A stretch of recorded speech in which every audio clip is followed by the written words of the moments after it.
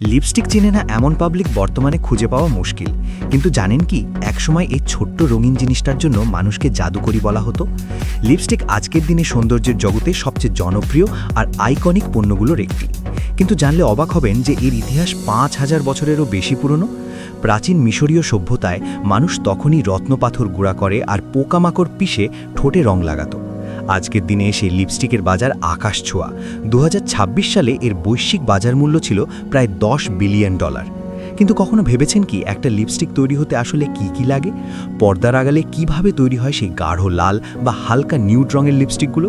চলুন আজকের ভিডিওতে দেখে নেওয়া যাক লিপস্টিক তৈরির পুরো যাত্রা। লিপস্টিক তৈরির কাজ শুরু হয় ভালো মানের কাঁচামাল দিয়ে।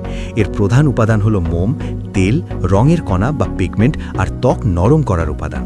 প্রতিটা উপাদানের আলাদা আলাদা কাজ আছে। মোম সাধারণত মৌমাছির মোম, কার্নাউয়া ওয়্যাক্স বা ক্যান্ডেলিলা ওয়্যাক্স দিয়ে তৈরি করা হয়। এই মোম লিপস্টিককে শক্ত গঠন দেয় এবং ঠোঁটে লাগাতে মসৃণভাবে গ্লাইড করতে সাহায্য করে। ক্যাস্টর অয়েল, জোজোবা অয়েল বা শিয়া বাটারের মতো তেল ব্যবহার করা হয় ঠোঁট আর্দ্র রাখতে এবং লিপস্টিককে ক্রিমি টেক্সচার দিতে। রঙের জন্য থাকে পিগমেন্ট আর ল্যানোলিনের মতো উপাদান ঠোঁট নরম করে আর ব্যবহার আরামদায়ক করে তোলে। এর সঙ্গে সুগন্ধি, প্রিজারভেটিভ আর অ্যান্টিঅক্সিডেন্ট যোগ করা হয় যাতে লিপস্টিক নষ্ট না হয় বা দুর্গন্ধ না ধরে। এগুলোর বাইরে আরও কিছু উপাদান যোগ করা হয় লিপস্টিককে আরও মসৃণ, চকচকে বা বেশি ময়শ্চারাইজিং করার জন্য। প্রথমে মোম গলিয়ে তরল করা হয়। বড় বড় স্টিলের ট্যাঙ্কে তাপ দিয়ে মোম গলানো হয় এবং ভেতরের যন্ত্র দিয়ে নেড়েচেড়ে সমানভাবে মেশানো হয়। এই ট্যাঙ্কের তাপমাত্রা প্রায় ৯০ ডিগ্রি সেলসিয়াস রাখা হয় যাতে মোম ভালোভাবে গলে যায়। মোম গলে গেলে অল্প পরিমাণ গলানো মোম রঙের গুঁড়ার সঙ্গে মিশিয়ে একটি ঘন রঙের পেস্ট তৈরি করা হয়। এতে রং সমানভাবে মিশে যায় এবং দলা বাঁধে না। এরপর এই মিশ্রণ ৩ রোলারযুক্ত বিশেষ মেশিনের মধ্যে দিয়ে চালানো হয় যাতে রঙের দানা আরও সূক্ষ্ম হয় এবং লিপস্টিক দানাদার না লাগে। এই রোলারগুলো ভিন্ন ভিন্ন গতিতে ঘোরে, ফলে রঙের দানাগুলো ভালোভাবে ভেঙে যায়। এরপর এই রঙের মিশ্রণ আবার গরম মোমের সঙ্গে মেশানো হয় যতক্ষণ না পুরো মিশ্রণ একদম সমান রঙের হয়। এই পর্যায়ে ক্যাস্টর অয়েল বা মিনারেল অয়েলের মতো তেল এবং সুগন্ধি যোগ করা হয়। তেল লিপস্টিককে চকচকে আর নরম করে আর সুগন্ধি দেয় সুন্দর গন্ধ। এরপর একটি নমুনা নিয়ে চূড়ান্ত রঙের সঙ্গে মিলিয়ে দেখা হয়। যদি রঙে সামান্য পার্থক্য থাকে তাহলে পিগমেন্টের পরিমাণ ঠিক করে নেওয়া হয় যেন সব ব্যাচে একই রং থাকে। এরপর তরল লিপস্টিক মিশ্রণ ফিল্টারের মধ্যে দিয়ে ছেঁকে নেওয়া হয়। সাধারণত নাইলনের ফিল্টার ব্যবহার করা হয় যাতে কোনো দলা বা না গলা মোম থেকে গেলে তা আটকে যায়। মিশ্রণটি ভ্যাকিউমের ভেতর রাখা হয় যাতে বাতাসের বুদবুদ বের হয়ে যায়, কারণ বুদবুদ থাকলে চূড়ান্ত লিপস্টিকের গঠন খারাপ হতে পারে। সব ঠিক হলে এই তরল মিশ্রণ ছাঁচে ঢালার জন্য প্রস্তুত হয়। বড় বড় পাত্রে করে মোল্ডিং রুমে নেওয়া হয়। পাত্রের ভেতর প্লাস্টিক লাগানো থাকে যাতে কোনো দূষণ না হয় এবং মিশ্রণ দেওয়ালে লেগে নষ্ট না হয়। মোল্ডিং রুমে মিশ্রণ আবার গরম রাখা হয় যেন তরল থাকে। তাপমাত্রা এমনভাবে রাখা হয় যাতে মোম গলে থাকে কিন্তু ছাঁচ বা উপাদানের ক্ষতি না হয়। এরপর তরল লিপস্টিক উল্টোভাবে ছাঁচে ঢালা হয় যাতে লিপস্টিকের নিচের দিক ওপরের দিকে থাকে। তারপর ঠান্ডা করা হয়।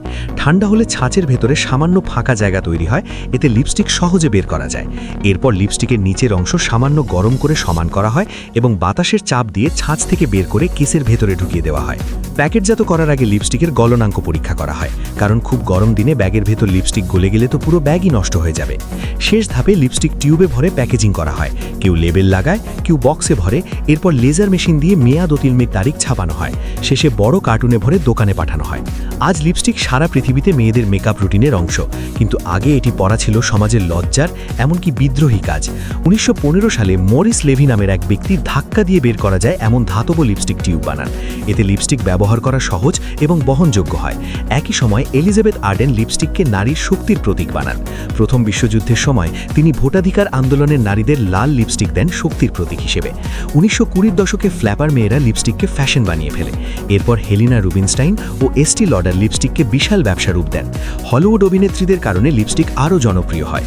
দ্বিতীয় বিশ্বযুদ্ধের সময় মার্কিন যুক্তরাষ্ট্রে অনেক কিছু রেশন করা হলেও লিপস্টিক নয়, কারণ এটি নারীদের মনোবল বাড়াতো।